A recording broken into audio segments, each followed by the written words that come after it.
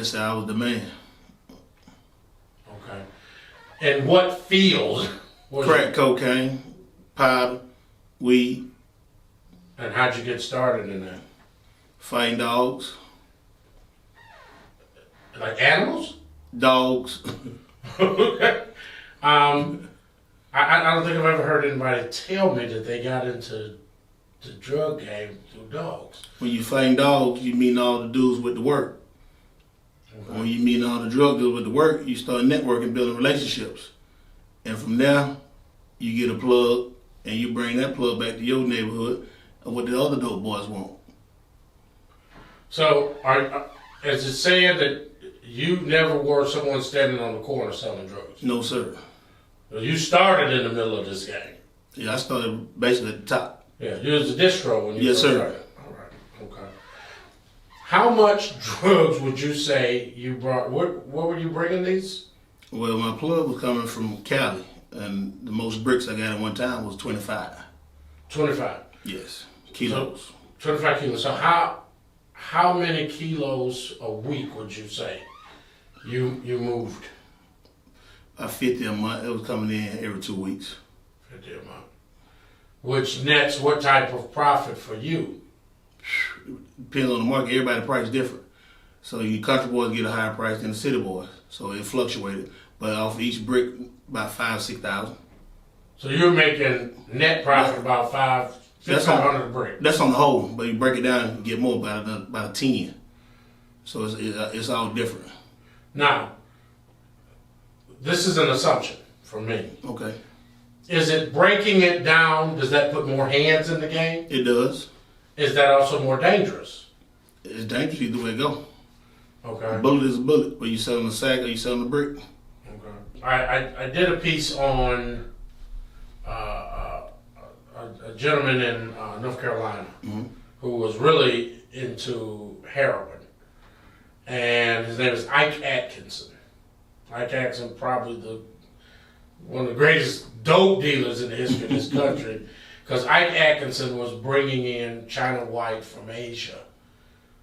He was bringing in 1,000 bricks a week.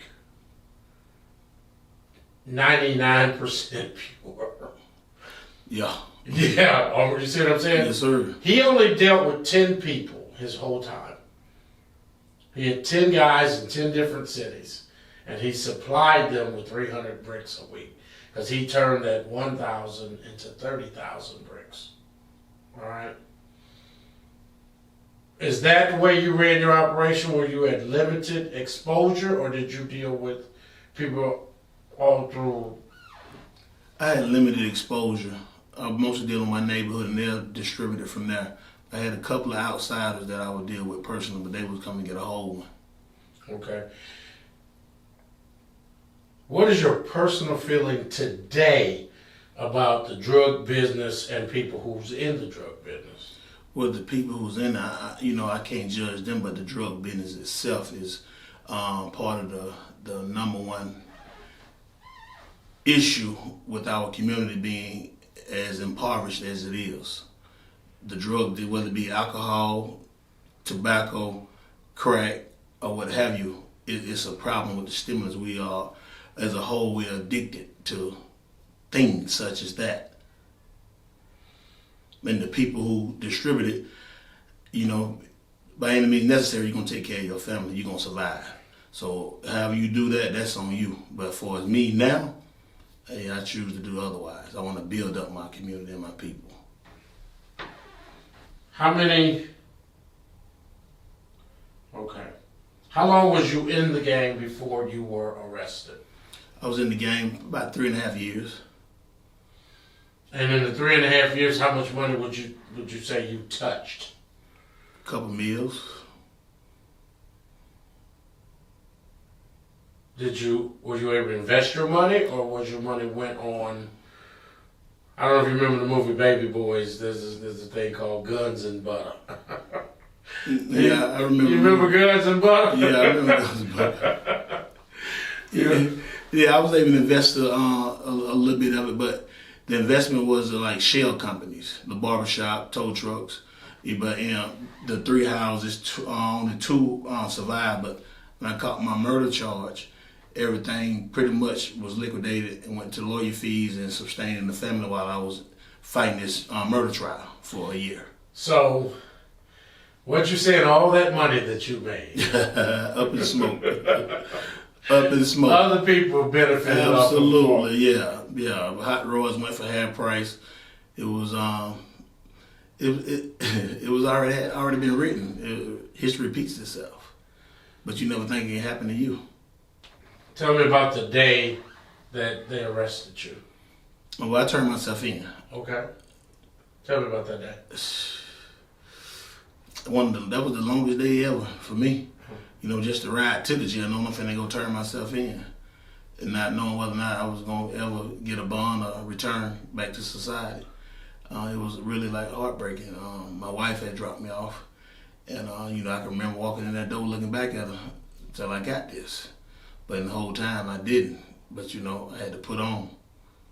And 10 years later, I come up out them doors. And what was the difference between the man that walked in of his own volition to the brother that they released back into society? The difference was the title. I walked in as a boy, 26 years old. And in the process of going through that, I would say a cocoon, the metamorphosing, the transition from that little boy into a man of substance. The vision, the focus, the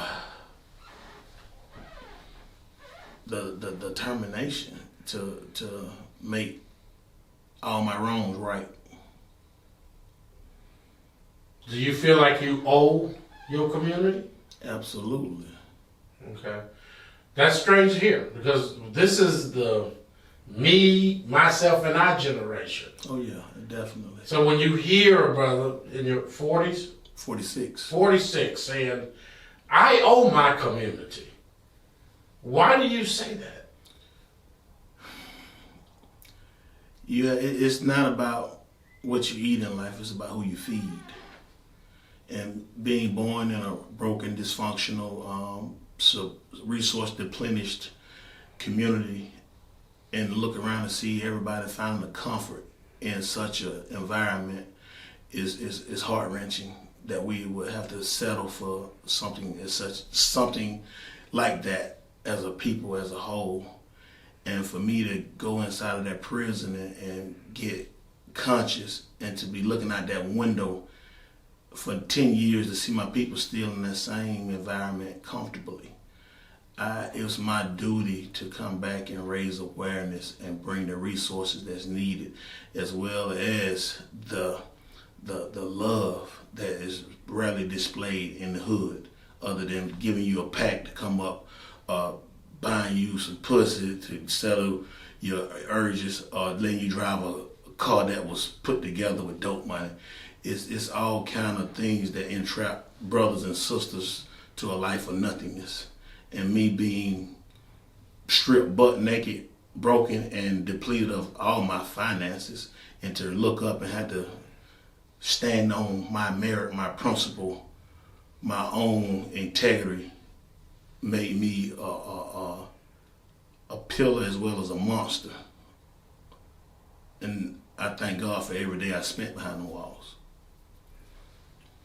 So you said you turned yourself in. Yes, sir. Did you have a trial? Yes. Or a plea bargain? They tried to give me a plea, and I knew I didn't kill that man. And when they brought my wife and my baby boy and my mother in the back room to coerce me to take this plea off of their tears, I was a boy, but I had so many masculine attributes. I ain't do it, and I ain't doing it. So y'all can go sit y'all ass down, because if I wanted to see y'all won't be allowed back here. Crank up the jury, let's go. And so what happened at your trial? I got convicted for aggravated assault, carrying a weapon during the commission of a crime, which my gun was registered. They made the nigga that shot me my co-defendant, and that's what I call a nigga. Somebody out there in the community doing malicious things to innocent tax-paying citizens. And I was paying taxes. I had a registered gun. They said I acted in concert. That's what a co-defendant is. But I didn't know him. We had no concert. I came from Atlanta. He lived in Carrollton. We got there, we had a shootout, and they make him my co-defendant. We sat on the same side at trial. You said the word that we was hidden in that. Absolutely, the definition. Tell the world, what is a nigga? A nigga is an ignorant, stupid, redundant person that has no respect for life or the property of others. And when you use that word, are you comfortable in using it, or does it have a bad taste after you use it? It's like a guilty pleasure, because so many times, nigga has no color or ethnicity. It's a conduct and an act. To me, it's a conduct more say. But so if I rather not say anything, but sometimes impulsively I act verbally as opposed to physically. Interesting, because you said that nigga's an ignorant. Yes. Okay. If you call a white man a nigga, he looks at you like, what was he talking about? Because to them, it's a black man. Yeah. Or a black woman. Yeah. If you call a black man, if a white man calls a black man a nigga, it's on. Yeah. How did that dynamic happen when white folk kind of laugh at you when you call them that, and black people want to fight? When you have to realize the way that white people use that word to demoralize our ancestors. And when you're calling a person a nigga and you're hanging his child up by a noose in front of his mother, you put a whole different grip on that word. And like I used to laugh at the black men in the church when they used to get all like, what's wrong with dad tripping? But now as a black man that suffered inside of a prison wall, a cell, and for 10 years I'm in there just grunting because I ain't no words to express the pain and the disappointment and the loneliness and just the fatigue of doubt and sorrow. I had that same tune come out of my voice, out of my mouth when I hear certain songs that held me throughout that bed. And for us as black people to hear a white man say nigga, even in 2022, we're gonna revert back to what you did to our people.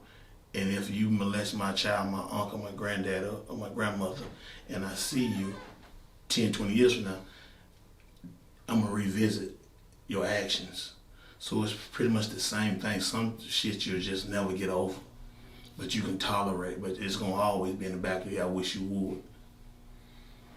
So you sat in front of a gang of youth, and you hear one of our young brothers call another one a nigga. I address it off the top. What do you say to him? Hey man, that's your brother. He's not a nigga, he's a king. You know the definition of the word. And KRS-One gave the definition of the nigga, the Negro, however it's pronounced. It was supposed to be of greatness, of value, like a king, but we missed that part of history. So KRS-One, we can't grasp that content of it because we don't have that intellect. But I understand where you're coming from, but at this day and age, we can't use that word. It need to be abolished, just like they say faggot, cishet, homo, gay. It need to be in the same level with the rest of it. So you believe that the word should be abolished? Absolutely. Just like faggot, homosexual, lesbian, dyke, nigga need to be right there in the same category with those words. You are crossing over to glory. You've done your work. And you see at the gates Frederick Douglass, Nat Turner, Sojourner Truth, and Harriet Tubman. And they say, brother, we heard nigger 1,000 times a day as they beat us and tortured us and sold our families. The four of us became revolutionary fighters to get that word out of the American lexicon. Why did you use it? What would you say to them? It would be in the same sense of The same reason I ate them chitlins is what my grandmother served me.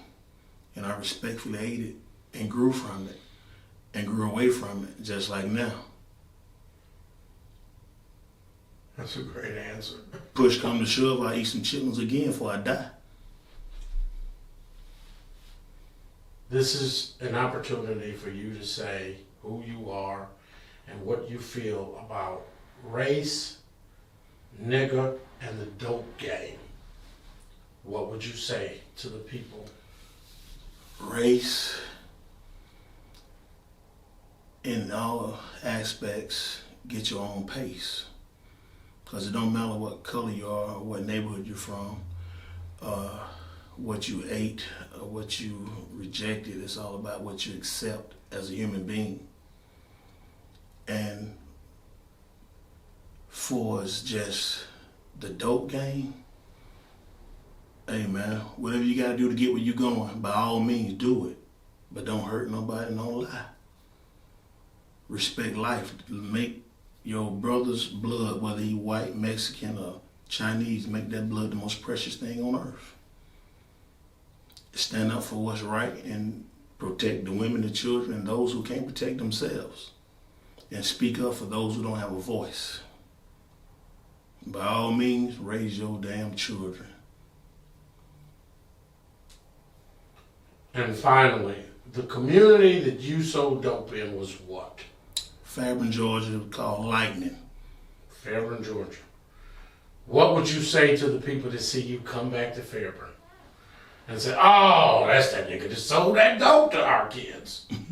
They don't say that when they see me. They love me. They love you. Because I was that dope dealer that made sure everybody kid was straight. And all the cars that I had was in my grandmother's yard with keys in them. You ain't got to call and say nothing. They already knew.